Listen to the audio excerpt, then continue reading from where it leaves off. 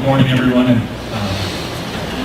appreciate the opportunity of being here to talk to you a little bit about isotherming. I'm here from Kansas City as part of our office. Our DuPont office in Kansas City was actually a small privately held firm that worked in oil or licensing of technology to oil refineries, probably since the early 80s. Now, the name of that company was Stratco.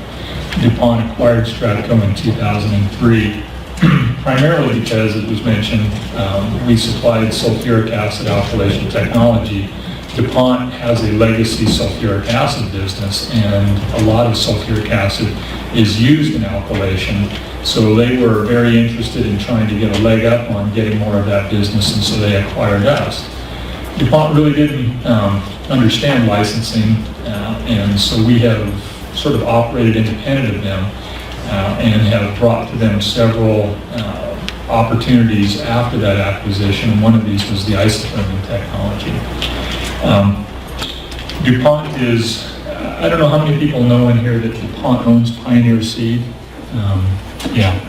And I just thought I would mention this because I think it falls in line with the whole concept here. I mean, DuPont bought Pioneer Seed with the idea of moving away from being a hydrocarbon-based, making hydrocarbon-based chemicals. Their interest long-term is to move technology more towards renewable chemicals.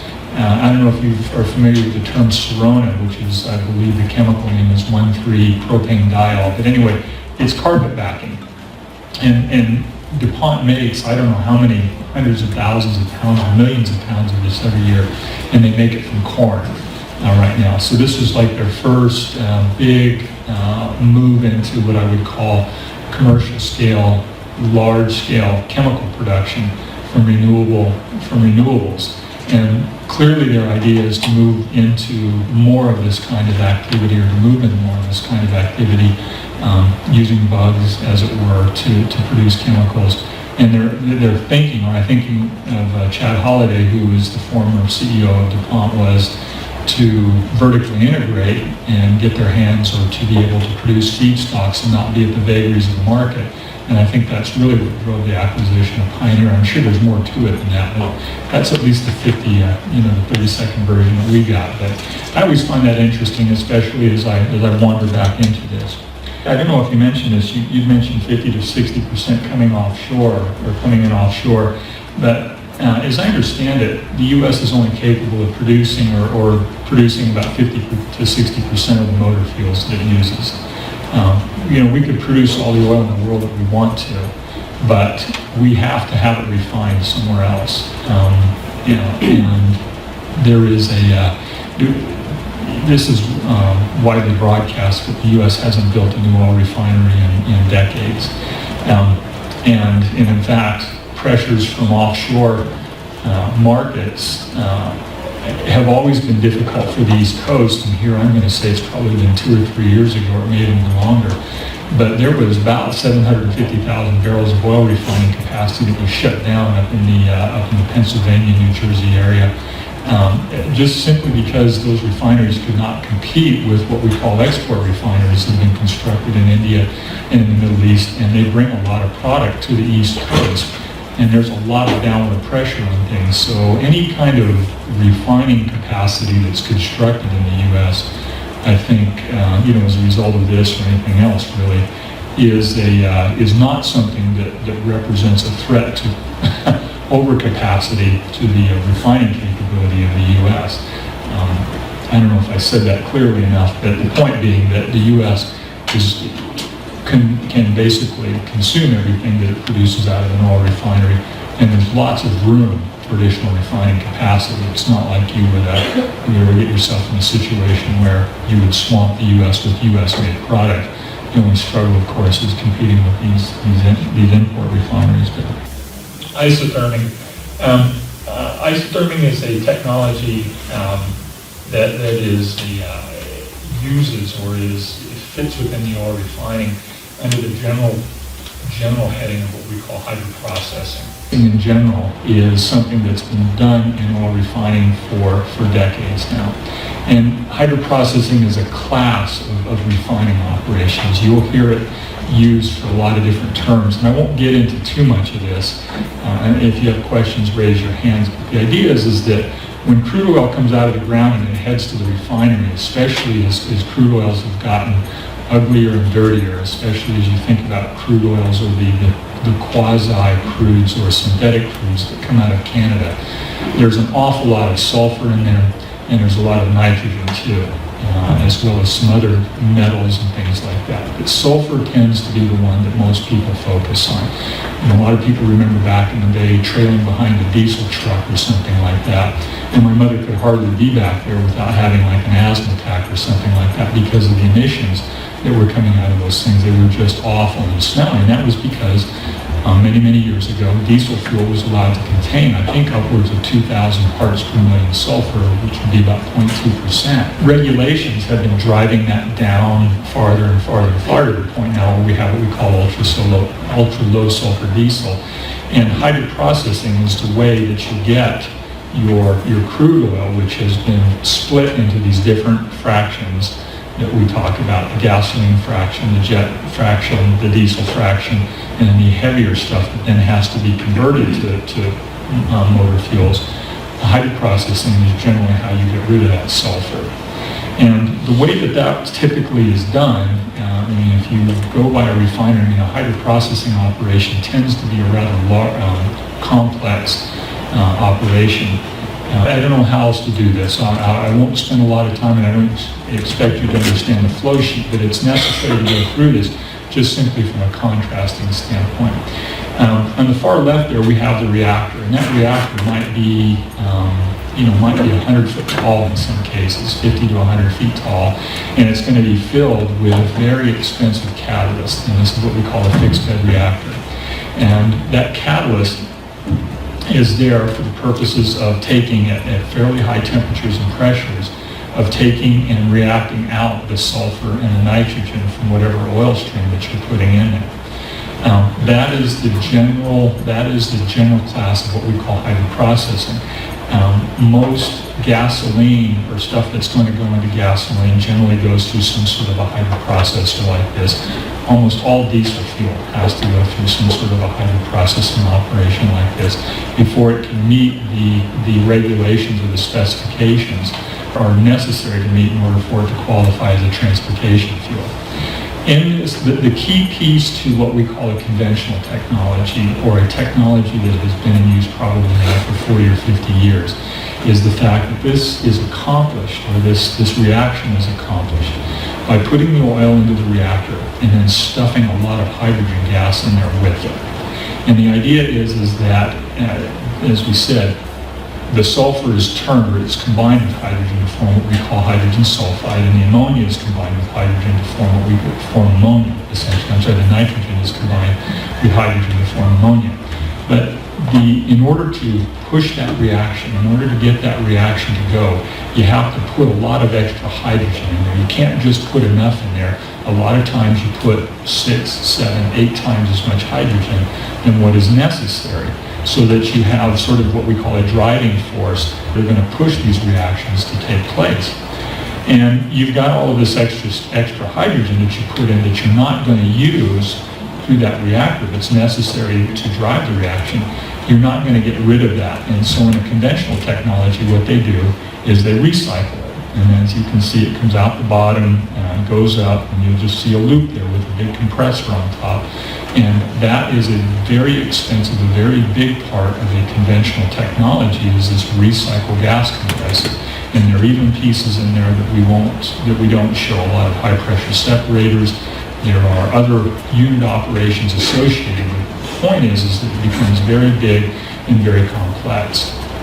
And it's difficult to scale down because the turbo machinery associated with this, especially that recycle compressor, doesn't scale down real well, which means that if you built this for 50,000 barrels a day, you're going to get a big compressor. I mean, you're going to get a compressor that's built for 50,000 barrels, and it's going to cost you so much money.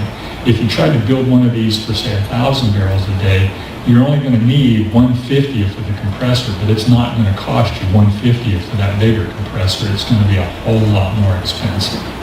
But the idea here, again, is that This is what we call conventional technology. Now, what is isotherming? Back in the late 1990s, it was happened onto by a professor down at the University of Arkansas, almost by accident. In fact, it was by accident. And I won't go into the whole story, but it's rather intriguing if you're into that sort of thing. And by accident, he figured out that he had an alternate technology that actually was very cost effective for doing hybrid processing. And what this does is that it gets rid of that big gas stream. What it takes is, it takes a significant amount of the stuff coming off of the reactor. It recycles it back to the front end of the reactor. And that liquid is used to dissolve hydrogen. The hydrogen that was in that reactor before in the gas phase now goes into that reactor in the liquid phase. This reactor back here is a combination of gas and liquid. That catalyst has got liquid. It's called a trickle bed reactor. That liquid is literally trickling down across this catalyst, and it's surrounded by a gas phase. In this reactor, we operate those beds liquid full, and those have a lot of advantages. One of the things that it does is that it prevents poor distribution of that gas through the reactor, so we're able to use all of the catalyst. And the other thing that it does is that it keeps that catalyst under a liquid so that it can't form what we call hot spots. These reactions are exothermic, which means that as they're taking place, they're giving off heat. And if you get a dead zone in the reactor, a spot where you're not getting gas flowing to it or liquid for some reason hangs up, you will get what they call a hot spot in that reactor, and that hot spot will then essentially destroy the catalyst that's around, and that temperature, that hot spot will grow. It will go out and start to take on or consume other catalysts, and you will take out a significant amount of the catalyst in your reactor bed if you have poor distribution. By having the reactor liquid full, we don't get into those issues. Instead of having gas there trying to take that heat away, we have liquid there, and liquid is capable of absorbing a lot more heat. So the temperature rise across our reactors is a lot lower. If we're putting if we're recycling 3 times what we're feeding, what we're going to get is 1/4 of the temperature rise across that reactor. But the key thing is that we have good distribution.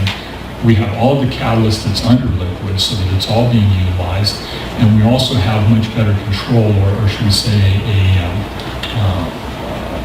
a better situation for the catalyst, because it's not, it is under liquid, and it has got this liquid around it that's able to take any heat away that it's producing as a result of these reactions. Okay, so I'm looking for the blank stares now. All right, so I enjoy giving this presentation at refineries to technical people or to folks who work in this stuff all of the time. So I'm a little concerned as to how this is going to sound. But I'm trying to differentiate this.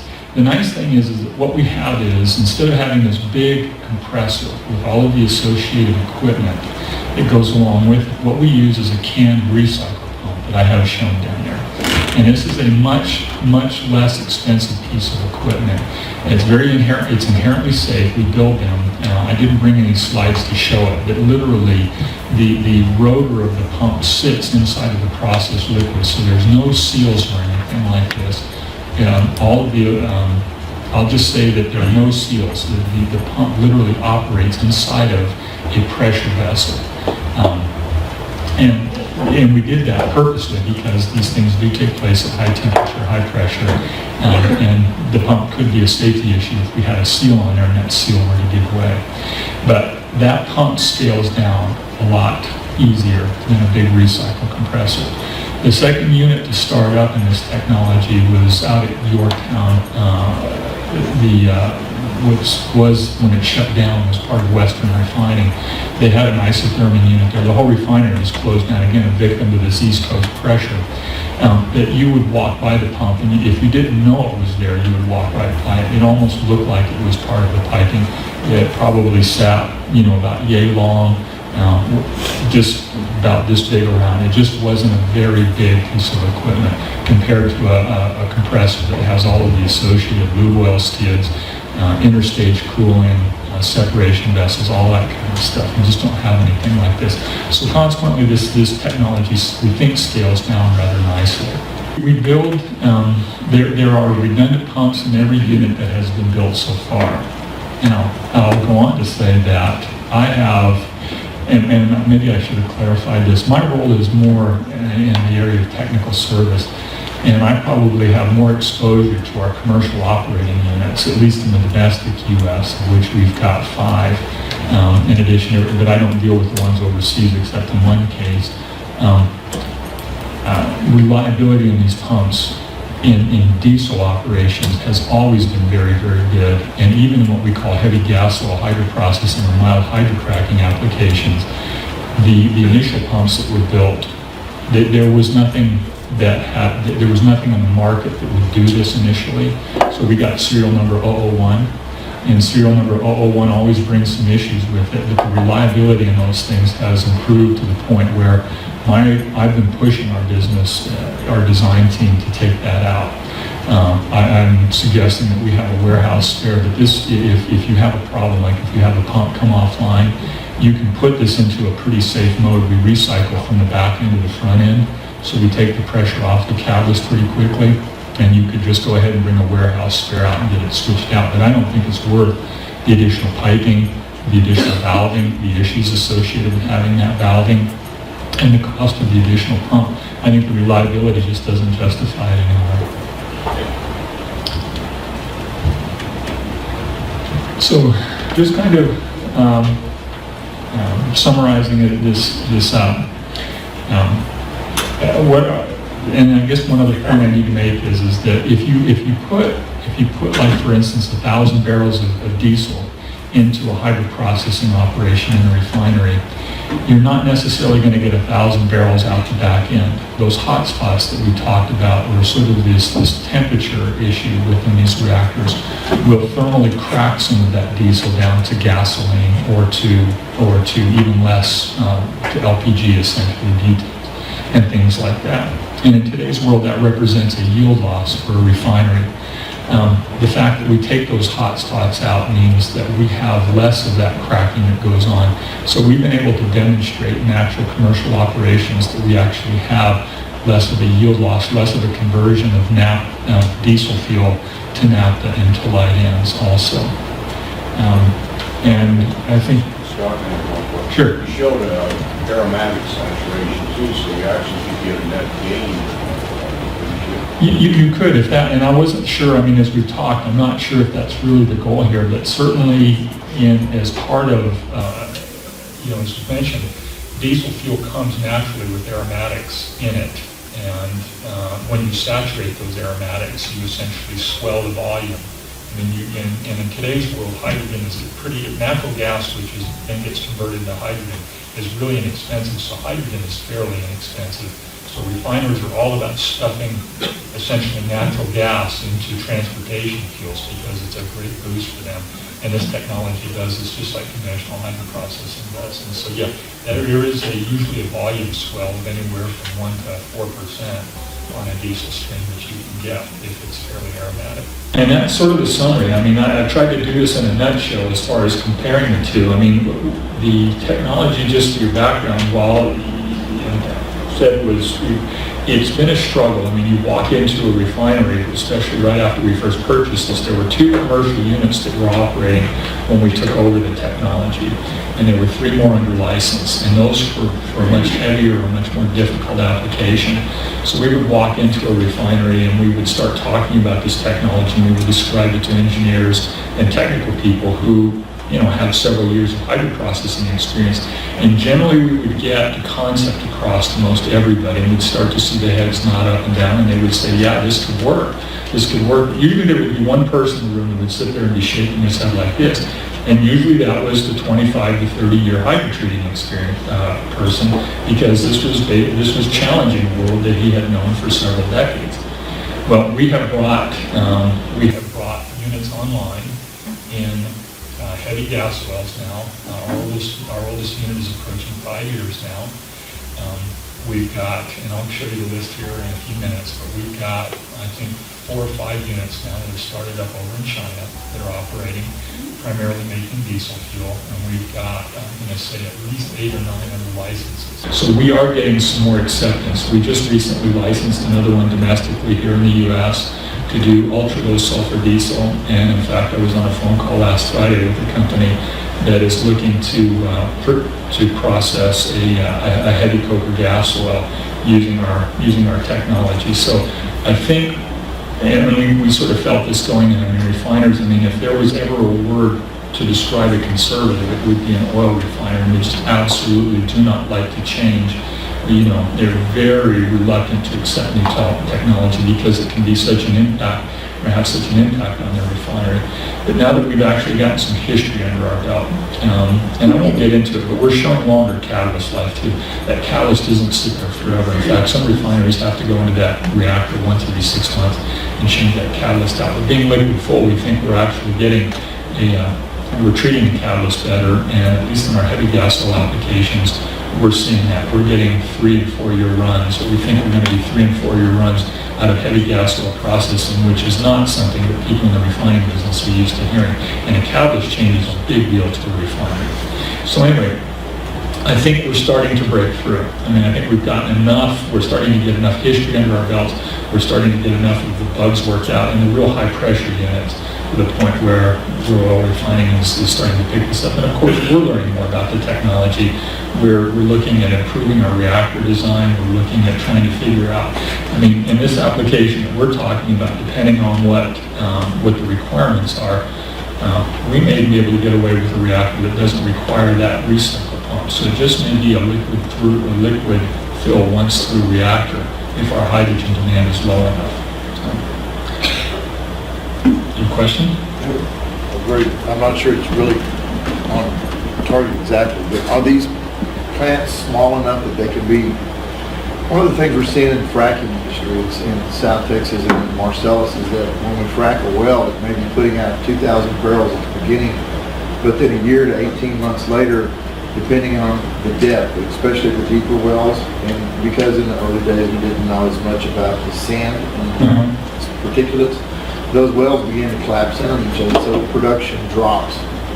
Some wells actually float off. So if I put a small refinery on a well head site, and we have 8 or 10 wells, can I pick that refinery back off of that site and mold it to a new site so that I can refrac that site, and in the meantime, start producing off of a different site?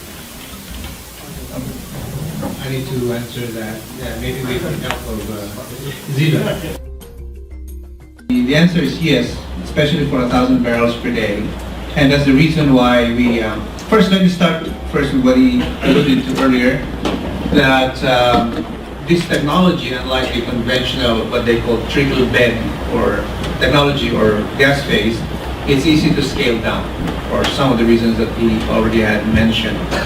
So that's one of the primary attractions to me when we develop this distributed refining model. We can scale it down.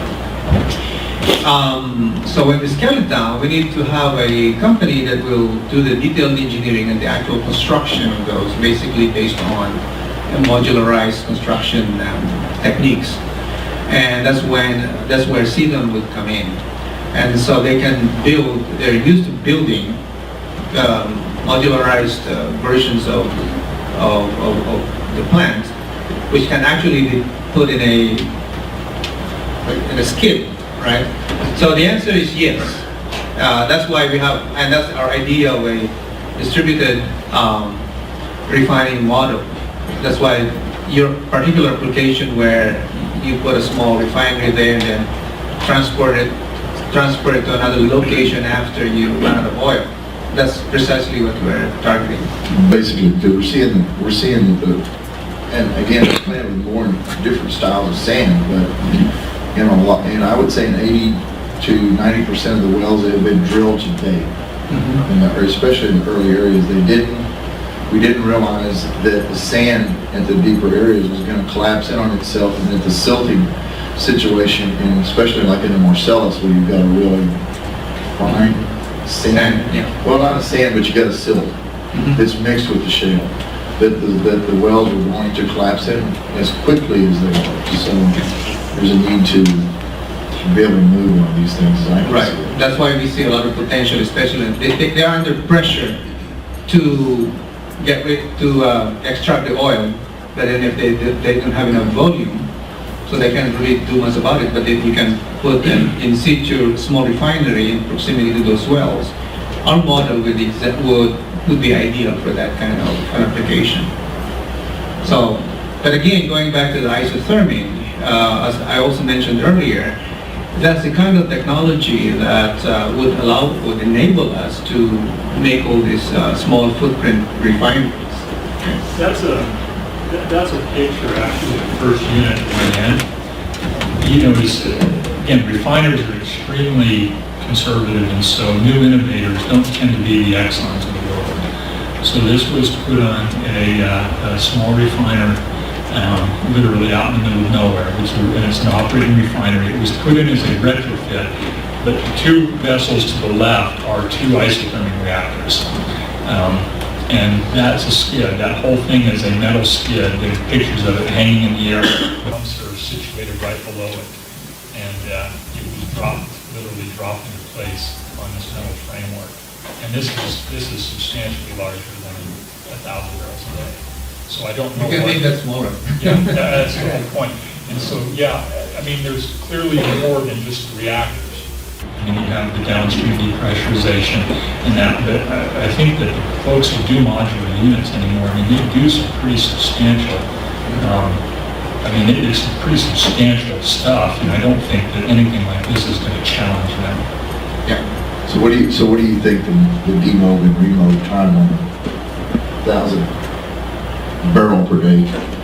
Oh, that will be very quick, especially after our first, because the first will always be, time consuming because we have to do the first engineering and so on and so forth. But the moment we finish the first, especially at 1,000 barrels per day, the next one will be a lot easier because we have done a lot of work already. But normally, construction, how do we answer the question? Yeah, I think you were talking about maybe when you say demobilizing and mobilizing, taking a plant that's already existing in a well that's collapsed and the production's gone down, you want to take that plant and move it to another Correct. facility. So it's not like these things are, we wouldn't call them turnkey, so they're not built on transport trucks that you just wheel in and they got a big plug and you plug it into a socket in the wall and it just runs, right? I mean, it's not like that. I mean, they're going to be like this, they're going to be modular units that are they're not built in place, but they do have to be anchored, so there has to be some site preparation work. So there's going to be some civil work, some concrete that has to be put down, some piles. We have to work with structural consultants to make sure all that's done right. And then you'll have to bring utilities in and that sort of thing. So it would take a few months, I think, to move one of these things because you have to decommission that. You have to take all those utilities out. The easy part is going to be unanchoring those skids, those modules, and putting them on trucks, on low boys or double drops, they call them, and shipping them to site. So that's the easy part. The hard part is going to be basically taking the site apart and preparing the next site where you're going to locate these things. But I would think if you stay with the same style of model, say 1,000 barrel a day, once I mowed and demowed one time, then when I know my wells are beginning to collapse, I should be able to start site preparation in advance so that you can pull the equipment off. And then it would be way easier to do that than doing the stick-built approach that we call it, the built-in place, right? Because if you build these things in place, then you essentially have to take apart every piece of equipment and then box it up, create it up, and ship it to site, and then reassemble the entire thing. So this one, they're all the equipment and the instrumentation, the handhelds, everything's all within the self-contained frames. So the utilities are far easier to build and run to the skids on site. Now, when you say utilities, what am I going to have? They're going to have power, obviously. Yeah, power, hot oil, chilled water, cooling tower water, whatever those utilities are that you need. So those are the critical ones. Your cooling water, I don't know, whatever you're doing for your heating. So your hot oil, maybe you need steam. So if there's a boiler maybe on site. It differs depending on the type of plant and what you have available on site. But yeah, those are the big ones. You need heating and cooling and electricity, basically. And water, how much water do we need to have? Is that a recyclable product, or is it something that we can? Sometimes we can get away with putting in what's called a fin fan, so we can do an air cooling to get us most of the way there. We can minimize our water consumption. So that's often, Several reasons. Those are peripheral technologies that they come with that with us, so to speak. These are not critical because those are established technologies. We can discuss that during the details. What I'd like to do is focus on what are the unique properties or characteristics of these technologies in relation to or relevant to what we need in order for us to implement our model. So actually, if you don't mind, I'd like to, as a member of the panel, I would like to quote unquote react to his presentation that would point out, I would like to take advantage of his presence to point out certain nuances in their technologies that are relevant to us and makes us kind of unique to others, okay?